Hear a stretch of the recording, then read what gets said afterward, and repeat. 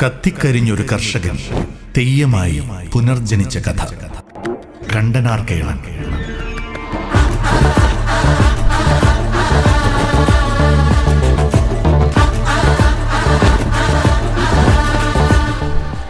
പയ്യന്നൂരിനടുത്ത് രാമന്തളിയിലെ കുന്നരു എന്ന പ്രദേശത്ത് ഭൂപ്രഭുവായിരുന്ന തീയ സമുദായത്തിൽപ്പെട്ട മേലേടത്ത് ചക്കി എന്ന സ്ത്രീക്ക് തൻ്റെ സ്ഥലമായ വയനാട്ടിലെ പൂമ്പുനം എന്ന കാട്ടിൽ വെച്ച് ഒരാൺകുഞ്ഞിനെ കളഞ്ഞു കിട്ടി. അവർ അവന് കേളൻ എന്ന് നാമകരണം ചെയ്തു.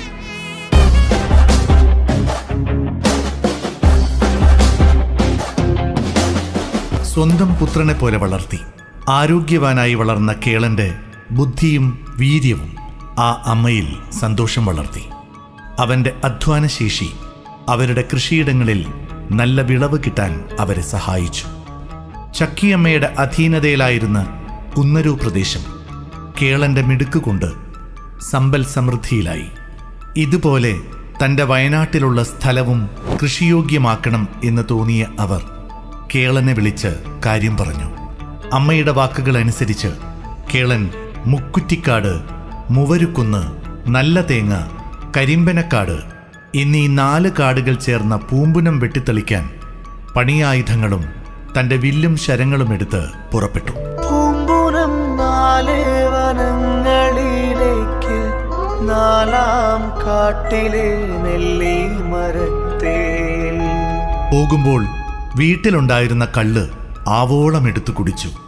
വഴിയിൽ വെച്ച് കുടിക്കാനായി ഒരു കുറ്റിക്കള്ള് കയ്യിലും മറ്റൊന്ന് മാറാപ്പിലുമായി കരുതി അവൻ യാത്ര തുടർന്നു. പൂമ്പുനത്തിൽ എത്തിയ കേളൻ 4 കാടും വെട്ടിത്തെളിച്ചു.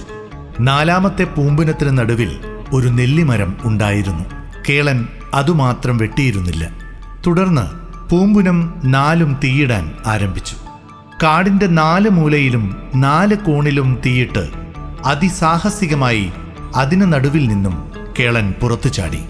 2 കാടുകളിൽ നിന്നും അങ്ങനെ പുറത്തു ചാടിയ അവന് പിന്നീട് അതൊരു രസമായി തോന്നി.